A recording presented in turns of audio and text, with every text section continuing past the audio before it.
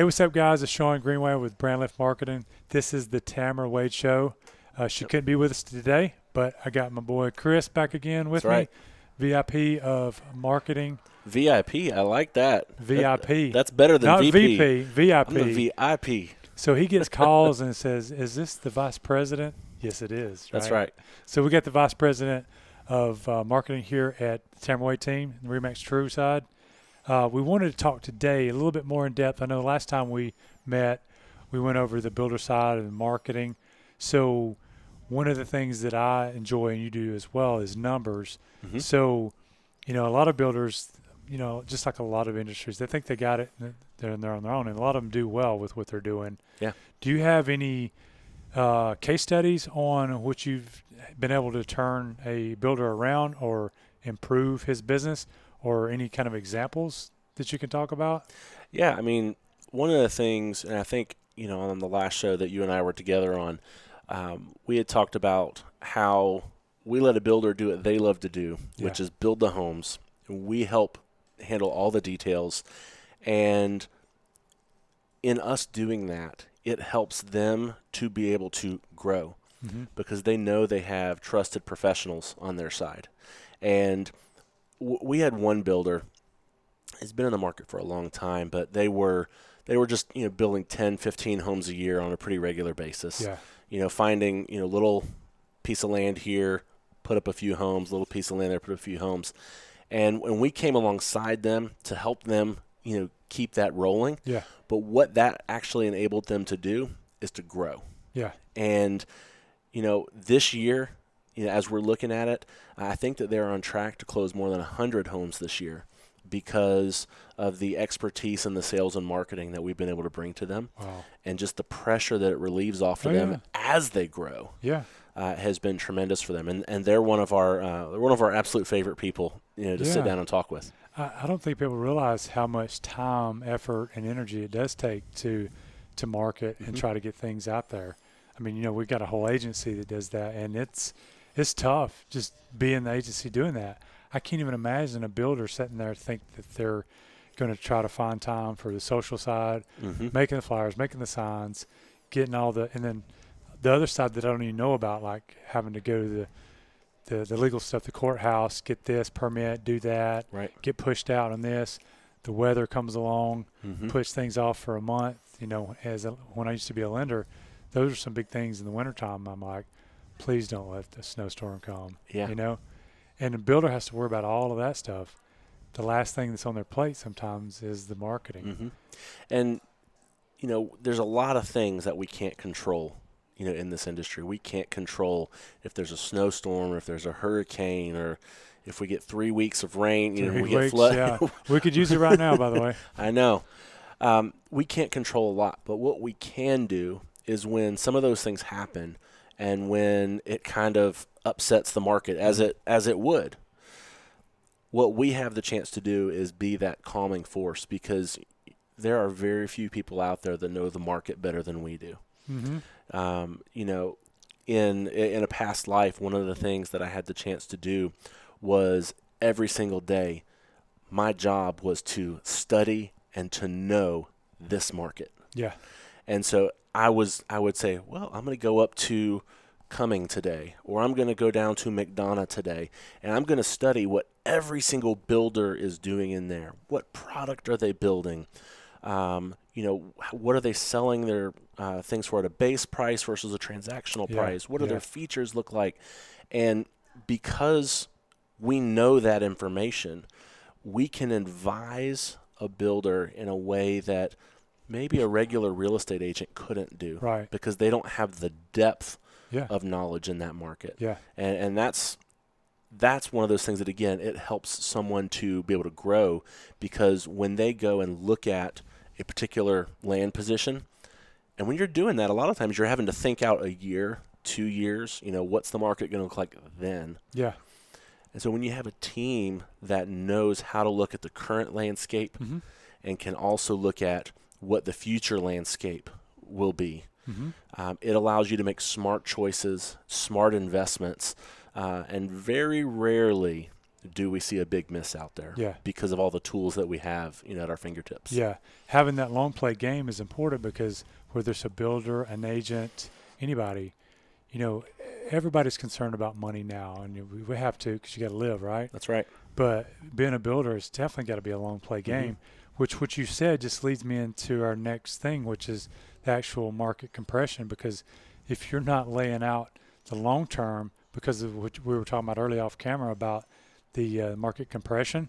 So let's talk about the market compression. I know that everybody, unless they've been living under a rock, 10 years ago, the market crashed. That's right.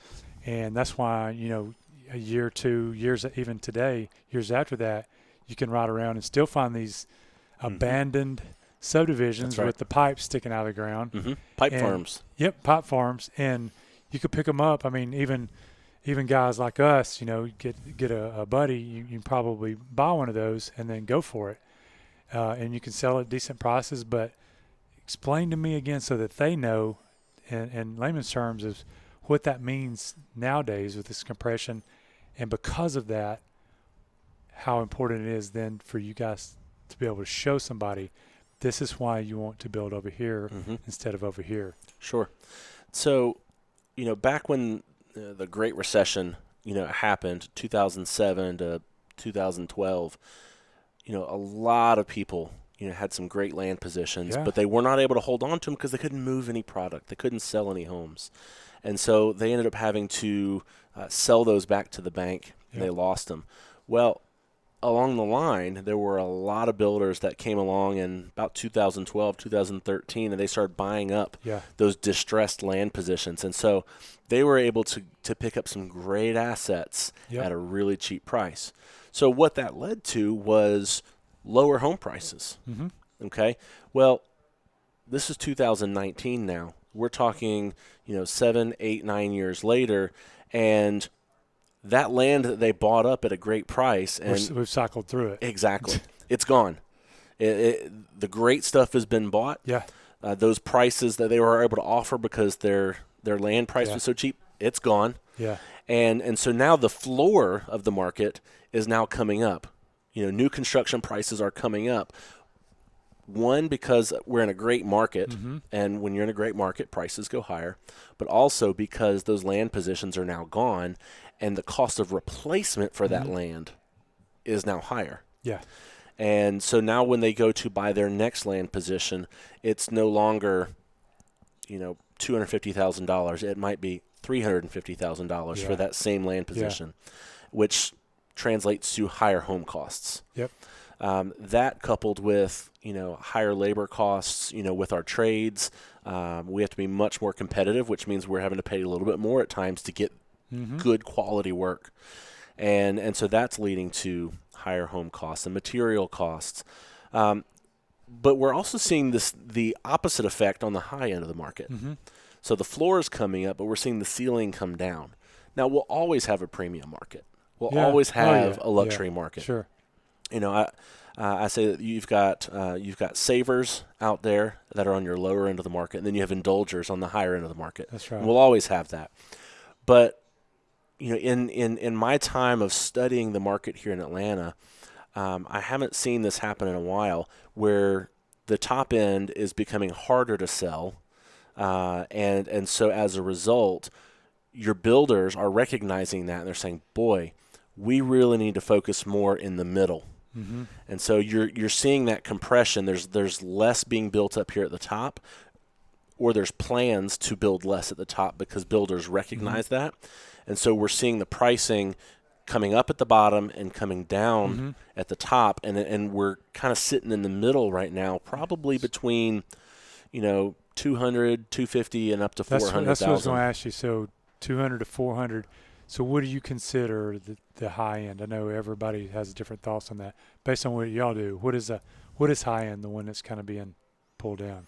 400,000 or 500,000 range? Yeah, I would say, really that 500,000-600,000, even higher range. There's a lot of townhomes here in Atlanta that are $700,000-$800,000. Yeah. When you get in town. Oh yeah. And again, you'll always have that, but the meat of the market, I think, has it's not up there as high as it was. It's now coming down lower, and so you're going to see, those builders that are pushing between that 250 and 350 range for sure. I think that can go up to 400,000 at times. Yeah, and it's crazy. It depends on where you're at, whatever side of Atlanta, this and that. But I remember when I was lending, that sweet spot is right there in the middle. So it sounds like, based on your side of it for the builders, that area is probably going to get better for people that are looking in that range. They're going to have good choices. A lot more choice out there because the builders see, as interest rates are low, which they are historically low right now. Oh, yeah. That gives people a little bit more buying power, so they might be willing to try to reach up a little bit higher to get something. But builders recognizing that compression is causing them to want to build more in that price range.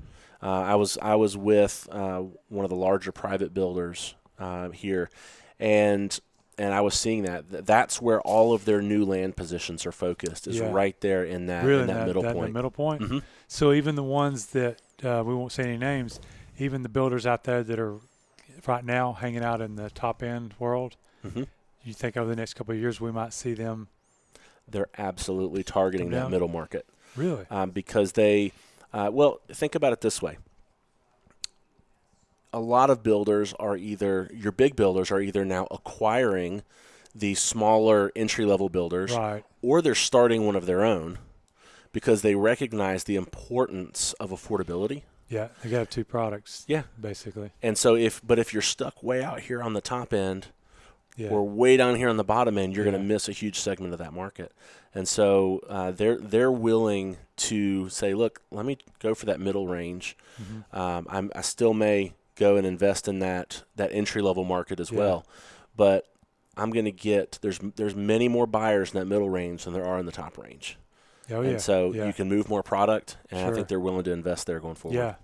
And even, like all the areas I've been to, some markets that there are some builders that are building stuff, and I've seen them as low as, 125, which is hard to do, and I don't care how far out you go. That's right. But more and more people, because like I said, the rates, everything else, the people is, if somebody's single, obviously just young, single, whatever, it's hard. But if they're a couple and they're going to get married, well, now you get two incomes. Sometimes in some houses you get 3 to 4 incomes, depending on how the families are nowadays. That's right. So it's not uncommon for a family that's got 3 incomes in the household. They can actually now go and get that $400,000 house, which even 5 years ago they would have been like, can't do it. Now people are, because the kids that went to college and come back, that's one thing, but there's so many others. There's a lot of families that just come together. It's crazy how even society and culture changes. And the good thing about what you guys are doing, y'all are kind of at the forefront. You see these things so that you can keep the builders ahead of that as well, because I can't even imagine having the money out there that some of them do to say, well, I hope somebody's buying this $500,000 house next year. Yeah. But if they get the right information, that's right, then it's a calculated risk. It's not just a risk, because that's the awesome part. I think we'd need to probably eventually one day have another show just about this type in-depth stuff on the builder side, because absolutely, I think a lot of these people out there that are even watching this don't understand even that you get that deep. Yeah. And that's amazing. It's not just, you're not just a one-stop shop for builders, but you guys have all the information and the contacts and resources that they need to not only do more of what they're doing, but now they can start thinking of even higher level and getting even more stuff. Because going from 10, 15 houses to almost 100 in 1 year, dude, that's amazing. The 10x. That's so, and you can basically help any builder to some capacity. Now, some of them may not want it all, right? They may want just social media side or just flyers or signage, but so you can do whatever, right? Yeah, we can really scale this for them, and we can go all hands on deck, all in, or we can say, what are your goals as a builder? What do you want to be doing? And we're going to help you get there. And if you say, look, I don't want to do more than X number of homes a year, we can help you stay there. Yeah. But as you start hitting that goal and you're bumping up against it every single year, where maybe before that was your stretch, then you say, well, maybe I want to try to do 10 more. Yeah. And just see where it takes you. And we want to grow with our building partners. Sure. And that's what we're here to do. We're to take the load off and to help you grow as you want to and as you're able. Yeah. As they grow, then you grow. So exactly. And then y'all can just keep expanding because the growth here is incredible. I mean, right now you draw a big circle around 285, like double it up. That's where you guys are at. Yep. But I can only imagine y'all are probably going to keep making that circle a little bit bigger. They need another perimeter out here. Right? Yeah, exactly. We may as well draw one. Of course, out here, Beaufort is beautiful up here. It's not as far out as people think, from Atlanta. It's just a nice drive. And then, of course, Lanier is just up the road, Lake Lanier. Love it up here. It's so beautiful. How far am I from Bulldogs? Probably an hour? From right here, probably about 40 minutes. It's not bad from Ashland. No, it's straight shot down 316. Nice. Real easy. That's real cool. So, once again, bro, All thanks right. for being on the show. We'll be back soon with another podcast series. This is the Tamra Wade Show, so make sure you continue to follow her journey. She's going to have so many of these episodes coming up.